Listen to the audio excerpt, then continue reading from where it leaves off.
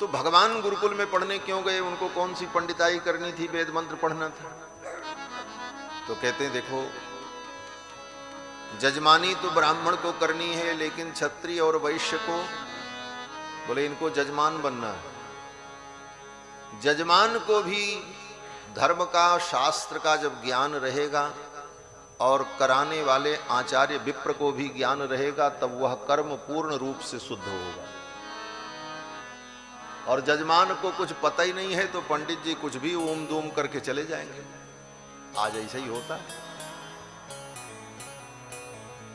और अगर जजमान भी विद्वान है, वेद पढ़ा है, शास्त्र जानता है, तो ब्राह्मण उसके घर पूजा कराने जाएगा तो उसको भी सोचना पड़ेगा जजमान बहुत ज्ञानी है, संभल करके रहना। तब वो ब्राह्मण पढ़ने में रुचि लेगा, स्वाध्याय करेगा, विषयों को तैयार करेगा। इसलिए यजमान को भी ज्ञान होना चाहिए। नहीं तो महाराज, एक पंडित जी से ब्याह करा रहे थे, कोई भी विधि हो तो कुछ भी बोल देते थे, कहीं मंगलम भगवान विष्णु, कहीं कुछ, जो याद रहे संस्कृत में, क्योंकि सामान्य आदमी तो यही जानता सब मंत्र संस्कृत में होता। तो 2-4 श्लोक उनको याद थे, अपना सब बोल देते थे प्रसंग में। अब बार बार वही बोलते रहे। जब विवाह हुआ, सिंदूर दान का प्रसंग आया, तो बोले अब सिंदूर दान में कौन सा मंत्र बोलें? सोचा कुछ नया बोलें, लोग समझें कि हाँ कुछ नया बता रहे हैं। तो जब सिंदूर दान होने लगा तो पंडित जी ने कहा, जजमान अब सिंदूर दान करो, मैं मंत्र पढ़ता हूं।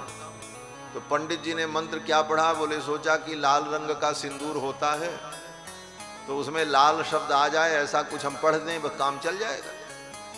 तो पढ़ दिया महाराज, लाल देह लाली लसे और उधर लाल लंगूर, वज्र देह दानो दलन, जय जय जय कपिसूर। सिंदूर दान करता।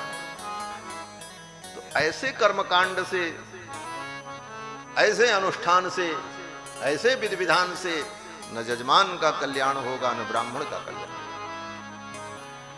यजमान को भी विधि का ज्ञान होना चाहिए। भगवान श्री राम को यज्ञ करना है, क्षत्रिय बड़े बड़े धर्मानुष्ठान करने हैं, इसलिए शास्त्र का ज्ञान क्षत्रियों को और वैश्यों को भी अनिवार्य है। और उसके अतिरिक्त जो चतुर्थ वर्ण हैं, स्त्रियां हैं, उनको धर्म का बोध पुराणों के माध्यम से, स्मृतियों के माध्यम से प्राप्त हो।